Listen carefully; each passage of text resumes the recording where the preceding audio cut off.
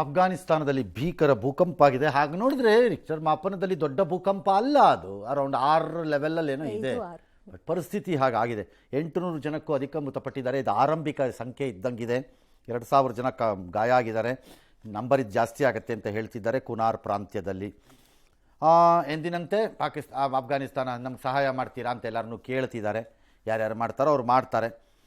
ಪ್ರಧಾನಿ ಮೋದಿಯವರು ಇಲ್ಲ ನಾವು ಮಾಡ್ತೀವಿ ಸಹಾಯನ ಅಂತ ವೆಯ್ಟ್ ಮಾಡಿ ಒಂದು ನಿಮಿಷ ಅಂತ ಹೇಳಿ ಅದೆಷ್ಟೋ 2000ನೋ ಎಷ್ಟೋ ಇಮಿಡಿಯೇಟ್ಲಿ ಟೆಂಟ್ಗಳನ್ನು ಜನಕ್ಕೆ ಮನೆ ಉಳ್ಕೊಳ್ಳೋಕ್ಕೆ ಅಂತ ಕಳಿಸಿದಾರಂತೆ. ಪ್ಲಸ್ ಒಂದು 15 ಟನ್ ಪರಿಹಾರ ಸಾಮಗ್ರಿಗಳನ್ನು, ಆಹಾರ ಪದಾರ್ಥಗಳನ್ನೆಲ್ಲ ಈಗಲೇ ಏರ್ ಲಿಫ್ಟ್ ಮಾಡ್ತಾ ಇದ್ದಾರಂತೆ. ಜೀನಿ ಸ್ಲಿಮ್ ರೆಫರ್ ಮಾಡ್ಬೇಕಾದ್ರೆ ಕಾರಣ ಏನಂದ್ರೆ ವೇಟ್ ಲಾಸ್ ಸಲುವಾಗಿ ನನ್ ಬಾಳ ಜನ ಕೇಳಿದ್ರು. ಫಸ್ಟ್ ನಾನ್ ತಗೊಂಡು ನನಗೆ ರಿಸಲ್ಟ್ ಬಂದ್ಮೇಲೆ ಆಮೇಲೆ ನಾನು ಜೀನಿ ಸ್ಲಿಮ್ ಇನ್ನೊಬ್ಬರಿಗೆ ಪ್ರಿಪೇರ್ ಮಾಡಿದ್. ಸುಸ್ತಾಗೋದು ಕಡಿಮೆ ಆಯ್ತು, ವೀಕ್ನೆಸ್ ಅದು ಏನೂ ಇಲ್ಲ, ಪೂರಾ ಹೆಲ್ದಿ ಅದೇನೆ. ವೇಟ್ ಜಾಸ್ತಿ ಇರೋರಲ್ಲಿ ಏನೇ ಡೌಟ್ ಇಲ್ಲದೆ 100% ಬಳಸಬಹುದು. ಪ್ರತಿದಿನ ನಮ್ಮ ಜೀನಿ ಸ್ಲಿಮ್ ನ ಯೂಸ್ ಮಾಡಿ ಯಾವುದೇ ಸೈಡ್ ಎಫೆಕ್ಟ್ ಇಲ್ದಂಗೆ ನೀವು ಸಣ್ಣ ಆಗ್ತೀರಾ. ಏನ್ ಕೊನೆನೇ ಇಲ್ಲ ಅಫ್ಘಾನಿಸ್ತಾನದ ಸಮಸ್ಯೆಗೆ. ಒಂದು ಸಮಸ್ಯೆ ಅಮೆರಿಕದವರು ಅಬ್ಬೆಪಾರಿ ದೇಶದ ತರ ಬಿಟ್ಟು ಪರಾರಿ ಆಗ್ಬಿಟ್ಟು ಓಡೋಗ್ಬಿಟ್ರು. $13 ಬಿಲಿಯನ್ ರಕ್ಷಣಾ ಉಪಕರಣಗಳನ್ನು ಬಾಗ್ರಾಮ್ ಏರ್ಪೋರ್ಟು ಮತ್ತು ಬಾಗ್ರಾಮ್ ಏರ್ಬೇಸು ಮತ್ತು ಅಫ್ಘಾನಿಸ್ತಾನದಲ್ಲಿ ಬಿಟ್ಟು ಪರಾರಿಯಾಗಿದ್ದಿದ್ದು ಅಮೆರಿಕ. ಈಗ ಅಲ್ಲಿ ದೃಶ್ಯದಲ್ಲಿ ಏನು ನೋಡ್ತೀರಿ, ಹೆಲಿಕಾಪ್ಟರ್ಗಳು ಇದೆಲ್ಲ ಬಿಟ್ಟೋಗಿದ್ದಿದ್ದು ಇವರು ಓಡೋಗೋವಾಗ. ಇವ್ರನ್ನ ನಂಬಬೇಕಂತೆ. ಆಯಿಲ್ ಪ್ರೈಸಸ್ಸನ್ನು ಭಾರತ ಅಲ್ಲಿಂದ ಖರೀದಿ ಮಾಡಿ ತಂದು ಈ ಕಡೆಗೆ ಇಟ್ಟಿದ್ದರಿಂದ ಸ್ಟೇಬಲ್ ಆಯಿತು ಅಂತಾರಾಷ್ಟ್ರೀಯ ಮಾರುಕಟ್ಟೆಯಲ್ಲಿ. ಇಲ್ದಿದ್ರೆ ಯದ್ವಾ ತದ್ವಾ ಮೇಲಕ್ಕೆ ಹೋಗ್ತಿತ್ತು. ಅಮೇರಿಕದವರೇ ಹೇಳಿದ್ದು ಭಾರತದವ್ರಿಗೆ ಖರೀದಿ ಮಾಡ್ರಯ್ಯ ರಷ್ಯಾದಿಂದ ಆಯಿಲನ್ನು ನೀವು ಅಂತ. ಇವತ್ತು ಉಲ್ಟಾ. ಮತ್ತು ಬ್ರಾಹ್ಮಣರದ್ದು ಇದು ಅಂತ ಹೇಳ್ತಾನಲ್ಲ ಅವನು, ಯೂಸ್ಲೆಸ್ ಪೂರ್ಣ ಉಚ್ಚ ಅವನು ಕೋತಿ. ಕರೆಕ್ಟಾಗಿ ಕೇಳಿಸ್ಕೊ, ಈಗ ಹೇಳ್ತೀನಿ ನಾನಿಲ್ಲಿ. ಬ್ರಾಹ್ಮಣರಲ್ಲ, ಎಲ್ಲ 140 ಕೋಟಿ ಜನಕ್ಕೂ ಲಾಭ ಆಗಿದ್ದು ರಷ್ಯಾ ಆಯಿಲಿಂದ ಭಾರತೀಯರಿಗೆ ಲಾಭ. ಪ್ರಾಫಿಟ್ ಅಲ್ಲ, ನಷ್ಟ ಅಲ್ಲ, ಲಾಭ ಆಗಿದೆ. ಯಾಕಂದರೆ ನಮ್ಮ ಪೆಟ್ರೋಲ್ ರೇಟ್ ಕೆಳಗಡೆ ಇದೆ ಇರೋದ್ರಲ್ಲಿ. ಎಸ್, ಇಂದಿನಿಂದ ಗ್ರೇಟರ್ ಬೆಂಗಳೂರು ಅಧಿಕೃತವಾಗಿ ಅಸ್ತಿತ್ವಕ್ಕೆ ಬಂದಿದೆ. ಬಿಬಿಎಂಪಿ ವಿಭಾಗವಾಗಿದ್ದು 5 ಕಾರ್ಪೊರೇಷನ್ಗಳನ್ನು ಮಾಡಲಾಗಿದೆ. ಅನುಭವ ಇರೋರನ್ನ ಕಮಿಷನರ್ಗಳನ್ನಾಗಿ ಸರ್ಕಾರ ನಿಯೋಜನೆ ಮಾಡಿದ್ಮೇಲೆ ನೋಡೋಣ. ಪ್ರೆಸಿಡೆಂಟ್ ರಾಷ್ಟ್ರಪತಿಗಳು ಇವತ್ತು ಮೈಸೂರಿಗೆ ಬಂದಿದ್ದಾರೆ. ಮುಖ್ಯಮಂತ್ರಿಗಳು ಸ್ವಾಗತಿಸಿದ್ರು. ಅಲ್ಲಿ ಯಾವುದೋ ಅಖಿಲ ಭಾರತ ವಾಕ್ಶ್ರವಣ ಸಂಸ್ಥೆ ಕಾರ್ಯಕ್ರಮ ಇತ್ತು. ಅಲ್ಲಿನ ಭಾಷಣ ಆರಂಭಿಸಿ CM ಅವರು ನಿಮಗೆ ಕನ್ನಡ ಬರುತ್ತಾ, ಐ ಸ್ಪೀಕ್ ಕನ್ನಡ ಅಂದ್ರಂತೆ. ಏನೋ ರಾಷ್ಟ್ರಪತಿಗಳು ಭಾಳ ಹಾಸ್ಯವಾಗಿ ಅದಕ್ಕೆ ಸ್ವಲ್ಪ ಬರುತ್ತೆ. ಅದು ಮೋಸ್ಟ್ಲಿ ಸುಮ್ಮನೆ ತಮಾಷೆಯ ರೂಪದಲ್ಲಿ ನಡೆದಿದೆ ಅಂತ ಅಂದ್ಕೊಂಡಿದ್ದೀನಿ. ಕನ್ನಡ ಅಂತಂದರೆ ಯಾರು ನಾಳೆ ನೀವು ಡೆಲ್ಲಿಗೆ ಹೋದಾಗ mister Siddaramaiah do you know Hindi ಅಂತಂದರೆ ಅಲ್ಲ, ಅದು ಸುಮ್ಮನೆ ಅಂದರೆ ಒಂಥರ ನಮ್ಮೂರಿಗೆ ಬಂದಿದ್ದೀರಿ ಅಂತ ಕುತೂಹಲಕ್ಕೆ. ಎಸ್, ಎಲ್ಲರಿಗೂ ನಮಸ್ಕಾರ. ಕನ್ನಡ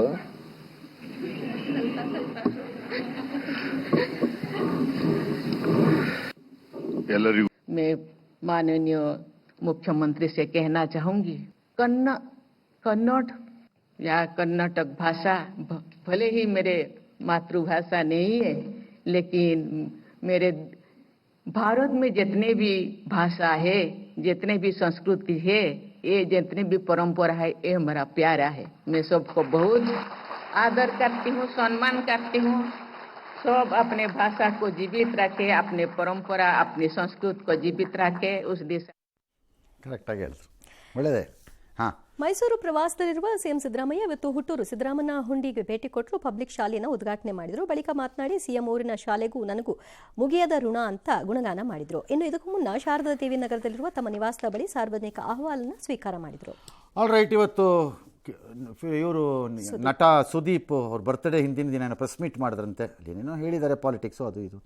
ತಮ್ಮ ಹಳೆ ಫ್ರೆಂಡ್ ದರ್ಶನ್ ಬಗ್ಗೆ ಮಾತಾಡಿದ್ದಾರೆ. ನಾವಿಬ್ಬರು ಆಪ್ತರಾಗಿದ್ವಿ.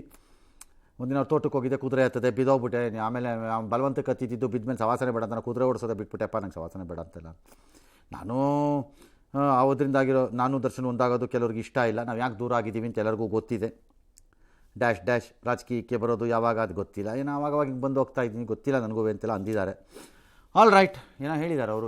ಎಸ್, ನಾನು ಕೆಲವೊಂದಕ್ಕೆ ಯಾಕೆ ತಲೆ ಹಾಕಕ್ಕೆ ಹೋಗಲ್ಲ ಅಂದ್ರೆ, ಒಂದು ವೈಯಕ್ತಿಕವಾಗಿ ನನಗೆ ಇಂಟ್ರೆಸ್ಟ್ ಇಲ್ಲ ಯಾರದೇ ವಿಚಾರ ತಲೆ ಹಾಕಕ್ಕೆ. ಎರಡನೇದು, ನಾವು ಮಾತಾಡೋದು ಕೆಲವು ವಿಚಾರದಲ್ಲಿ ತಪ್ಪಾಗುತ್ತೆ. ಗ್ರೇಟ್ ಮೂಮೆಂಟ್ಸ್ ಯಾರೊಟ್ಟಿಗೆ ಕಳೆದಿರಲ್ಲ, ನಾವು ಏನೇನು ಕಳೆದಿರಲ್ಲ ನಾವೆಲ್ಲ. ಬಟ್ ಆಮೇಲೆ ಯಾವ ಕಾರಣಕ್ಕೆ ಹಿಂಗಾಗಿರ್ತೀವಿ, ದರ್ಶನ್ ತೋಟಕ್ಕೆ ಹೋಗಿದ್ವಿ. ಅಲ್ಲಿ ಹೋದಾಗ 10 ಅಂತ ತುಂಬಾ ಫೋರ್ಸ್ ಮಾಡದ. ನೀನ್ ತೀಪರ್ಲಾಗ ಹೊಡೆದು ನೀನು ಬೇಡ, ನಿನ್ ಕುದುರೆ ಸಾವಾಸನು ಬೇಡ ಅಂತ ಹೇಳಿದ್ದೆ. ಆದ್ರೂ ಕುದುರೆ ಹತ್ತಿಸಿದ್ರು. ಹೋಗ್ತಾ ಹೋಗ್ತಾ ಹೋಗ್ತಾ ಸ್ಯಾಡಲ್ ಬಿಚ್ಕೊಬಹುದು, ದಡ್ ಅಂತ ಬಿದ್ದವನು. ಅದು ನೋಡಿದ ತಕ್ಷಣ ನಿಲ್ಸಪ್ಪ ಫಸ್ಟ್ ಒಂದೇ. ಅವತ್ತು ಇಳಿದವನು ಇನ್ನೂ ಕುದುರೆ ಹತ್ತಿಲ್ಲ ಬರ. ರಾಜಕೀಯಕ್ಕೆ ಏನಾದ್ರು ಬರೋ ಪ್ಲಾನ್ ಇದೆಯಾ? ಗೊತ್ತಿಲ್ಲ, ಯೋಚನೆ ಇಲ್ಲ. ಅವಾಗ ಯೋಚನೆ ಬರಂಗ್ ಮಾಡ್ತಾ ಇರ್ತಾರೆ ಕೆಲವರು. 17ನೇ ತಾರೀಕು ಅವ್ರು ಹುಟ್ಟುಹಬ್ಬದ ದಿನ ನಿಮಗೆ ಗೂಗಲ್ ಪಾಯಿಂಟ್ ವೀರಕಪುತ್ರ ಅವರೆಲ್ಲರೂ ಅವರ ಕಡೆಯಿಂದ ಏನೇನಿದ್ದಾರೆ ಅವ್ರ ಕಡೆಯಿಂದಾನೇ ಆಗತ್ತದು. ನಾಳೆ ಐ ಥಿಂಕ್ ದ ವಿಡಿಯೋ ನಾಳೆ ಅಲ್ವಾ, ಬುಧವಾರ ಮಾಡ್ತಾರೆ. ಉತ್ತರ ಭಾರತದಲ್ಲಿ ಮಳೆ ಅಬ್ಬರ ಮುಂದುವರೆದಿದೆ. ಉತ್ತರಾಯಕ್ಕೆ ದಕ್ಷಿಣ ಭಾರತದಲ್ಲೂ ಇದೆ. ಸ್ವಲ್ಪ ಅಬ್ರಾಲ್ ಜಾಸ್ತಿ. ಉತ್ತರಾಖಂಡದ ಪಿಥೋರ್ಗಢದಲ್ಲಿರುವ ದೌಲಿಗಂಗಾ ವಿದ್ಯುತ್ ಸ್ಥಾವರದ ಸಾಮಾನ್ಯ ಮತ್ತು ತುರ್ತು ಸೌಲಭ್ಯದಲ್ಲೆಲ್ಲ ಭೂಕುಸಿತ ಆಗೋಗಿದೆ. ಕಷ್ಟ. ಎಲ್ಲ ಶಡೌನೇ ಆಗಬೇಕು, ಬೇರೆ ದಾರಿನೇ ಇಲ್ಲ ಅಲ್ಲಿ. ರುದ್ರಪ್ರಯಾಗ್ ಗೌರಿಕುಂಡ್ ಹೆದ್ದಾರಿಯ ಮುಂಕುಂಟಿಯಾದಲ್ಲಿ ಗುಡ್ಡ ಕುಸಿದು 2 ಸಾವನ್ನಪ್ಪಿದ್ದಾರೆ. Punjab is into trouble, ಭಾಳ ಸಮಸ್ಯೆಯಲ್ಲಿದೆ. ಉತ್ತರಾಖಂಡದ ಕಾಳಿ ನದಿ ಯೋಜನೆಯ 1ನೇ ಹಂತ ಸೂಪಾ ಅಣೆಕಟ್ಟು ಜಲಾನಯ ಪ್ರದೇಶದಲ್ಲಿ ಸತತವಾಗಿ ಮಳೆ ಬೀಳ್ತಾ ಇದೆ. KPCL ಎಚ್ಚರಿಕೆ ಕೊಡ್ತಿದ್ದಾರೆ, ಹುಷಾರು ಎಲ್ಲರಿಗೂ ಅಂತ.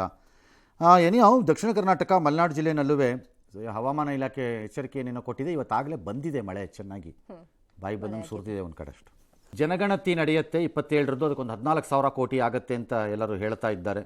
ಇದು ಮೊದಲನೇ ಡಿಜಿಟಲ್ ಜನಗಣತಿ ಬೇರೆ, ಅದಕ್ಕೆ ಬೇಕಾದ ಅಪ್ಲಿಕೇಶನ್ಗಳನ್ನೆಲ್ಲ ಮೊಬೈಲ್ದೆಲ್ಲ ರೆಡಿ ಮಾಡ್ಕೋತಾ ಇದ್ದಾರೆ. ನೋಡೋಣ, ಅದು ಸ್ಟಾರ್ಟ್ ಆಗಲಿ ಆಮೇಲೆ ನೋಡೋಣ. ಎಸ್. ಪಶ್ಚಿಮ ಬಂಗಾಳದಲ್ಲಿ ಟಿಎಂಸಿ ಪ್ರತಿಭಟನಾ ವೇದಿಕೆಯನ್ನ ಸೇನೆ ತೆರವುಗೊಳಿಸಿತು. ಕೇಂದ್ರ ಸರ್ಕಾರ ನಮ್ಮ ವಿರುದ್ಧ ಆರ್ಮಿ ಬಳಸ್ತಾ ಇದೆ ಅಂತ ಟಿಎಂಸಿ ಆರೋಪ ಮಾಡಿತು. ಆದರೆ ಸೇನೆಗೆ ಸೇರಿದ ಭೂಮಿಯಲ್ಲಿ ನಿರ್ಮಿಸಿದಂತಹ ವೇದಿಕೆ ತೆರವು ಮಾಡಲು ಆರ್ಮಿ ಸೂಚನೆ ಕೊಟ್ಟಿತ್ತು, ಆದರೂ ಮಾಡಿರಲಿಲ್ಲ. ಹಾಗಾಗಿ ಮಾಡಿದ್ದಾರೆ ಫೈನಲಿ. ಇಲ್ಲ, ಅದು ಹಂಗಲ್ಲ ಆಗಿರೋದು. ಪಶ್ಚಿಮ ಬಂಗಾಳದ ಜಾಗ ಸೇನೆಗೆ ಸೇರಿದ್ದು. ಅಲ್ಲಿ ಅವ್ರಿಗೆ ಪ್ರತಿಭಟನೆ ಮಾಡೋಕ್ಕೆ 2 ದಿನಕ್ಕೆ ಅವರು ಅನುಮತಿಯನ್ನು ಕೊಟ್ಟಿದ್ದಾರೆ ಆರ್ಮಿನವರು. 2 ದಿನ ಆದಮೇಲೆ ಅವ್ರು ತೆಗಿಬೇಕಿತ್ತು. ಇವರು 1 ತಿಂಗಳಾದರೂ ತೆಗೆದಿಲ್ಲ. ಅವ್ರು ಹೇಳಿದ್ರು ಕೇಳಿಲ್ಲ. ಅವ್ರು ಬಂದರು, ಕಿತ್ತು ಬಿಸಾಕಿದ್ರು. ಅದಕ್ಕೆ ಈ Mamata Banerjee highest drama master of the country ಅಂದರೆ ಅವರೇ. ಇವತ್ತಿನ ದಿನ ಯಾವುದಕ್ಕೆ ಬೇಕಾದ್ರೂ ಡ್ರಾಮಾ ಮಾಡ್ತಾರೆ ಅವರು. ಅವ್ರು ಯಾವುದಕ್ಕೆ ಬೇಕಾದ್ರು ಬಂದು ಸ್ಪಾಟಲ್ಲಿ ನಿಂತು ಆರ್ಮಿ ನಮ್ಮ ಮೇಲೆ, ಭಾರತ ಸರ್ಕಾರ ನಮ್ಮ ಮೇಲೆ ಸೈನ್ಯ ಕಳಿಸಿದೆ. ಅದಕ್ಕೆ ಹೇಳಿದ್ದು ನಾನು, ಈ ದೇಶದಲ್ಲಿ ಇನ್ನೂ ಇಂಥ ಘನತೆವೆತ್ತ ಘನಂದಾರಿ ಅತಿ ಬುದ್ಧಿವಂತ ಅನ್ನ ತಿನ್ನದ ಜನರ ಜೊತೆ ಬದುಕ್ತಾ ಇದ್ದೀವಿ ಅಂತ. ಸ್ಯಾಂಡಲ್ವುಡ್ನ ಕಾಮಿಡಿ ಸ್ಟಾರ್ ಚಿಕ್ಕಣ್ಣ ದಾಂಪತ್ಯಕ್ಕೆ ಕಾಲಿಡ್ತಾ ಇದ್ದಾರೆ. ಮಂಡ್ಯದ ಶ್ರೀರಂಗಪಟ್ಟಣ ತಾಲೂಕಿನ ಮಹದೇವಪುರ ಗ್ರಾಮದ ಪಾವನ ಜೊತೆ ಚಿಕ್ಕಣ್ಣ ಹಸೆಮಣೆಯರಲಿದ್ದಾರೆ. ಹೂಮುಣಿಸೋ ಶಾಸ್ತ್ರವನ್ನು ಕೂಡ ಈಗಾಗಲೇ ಮಾಡಲಾಗಿದೆ. ಇದೊಂದು ಶುದ್ಧ ಅರೇಂಜ್ ಮ್ಯಾರೇಜ್, ಲವ್ ಮ್ಯಾರೇಜ್ ಅಲ್ಲ ಅಂತ ಕೂಡ ಚಿಕ್ಕಣ್ಣ ಹೇಳ್ಕೊಂಡಿದ್ದಾರೆ. ಮೂಲ ಮೈಸೂರಿನಲ್ಲೆಲ್ಲ ಹುಟ್ಟಿರೋದು. SLC ನಂತರ ಗಾರೆ ಕೆಲಸ ಮಾಡ್ತಿದ್ರಂತೆ. ಆಮೇಲೆ ಅಭ್ಯಾಸ ಆಯಿತು, ನಾಟಕ ಗಿಟ್ಕದು ಮೇಲೆ ಬಂದರು, ಫಿಲಮಲ್ಲಿ ಬಂತು, ಚೆನ್ನಾಗಾಯಿತು, ಒಳ್ಳೆಯವರಾಗಿದ್ದಾರೆ, ಈಗ ಚೆನ್ನಾಗಿದ್ದಾರೆ ಅಲ್ವಾ. ಹಾಂ, ಈ ಸಾಮಾನ್ಯವಾಗಿ ಕಷ್ಟದಿಂದ ಮೇಲಕ್ಕೆ ಬಂದವ್ರಿಗೊಂದು ಮಾತು, ನಾನು ಇವ್ರಿಗೆ ಅಂತ ಹೇಳ್ತಿಲ್ಲಪ್ಪ, ಜನರಲ್ ಆಗಿ ಹೇಳ್ತಿದ್ದೀನಿ. ಬದುಕಿನಲ್ಲಿ ಸ್ವಲ್ಪ ಶಿಸ್ತಿರಬೇಕು. ಮದುವೆ ಅನ್ನೋದಿದೆಯಲ್ಲ, ಡಿಸಿಷನ್ ಈಸಿ. ನಿಭಾಯಿಸ್ಕೊಂಡು ಹೋಗೋದು. ಮದುವೆ ಆದಮೇಲೆ ಆ ಮದುವೆನ ಉಳಿಸ್ಕೊಳ್ಳೋದು ಮತ್ತು ಬದುಕೋದು, ಜೀವನ ಕಟ್ಟೋದು ತುಂಬ ಕಷ್ಟದ ಕೆಲಸ. ಒಂದು ಕಷ್ಟದಿಂದ ಮೇಲೆ ಬಂದ ವ್ಯಕ್ತಿಗಳಿಗೆ ಸಮಾಜದಲ್ಲಿ ಯಾವಾಗಲೂ ನಾನು ಬಯಸೋದು ಒಂದು ಡಿಸಿಪ್ಲಿನ್ ಇರಬೇಕು, ಜೀವನದ ಡಿಸಿಪ್ಲಿನ್, ಶಿಸ್ತಿರಬೇಕು. All right.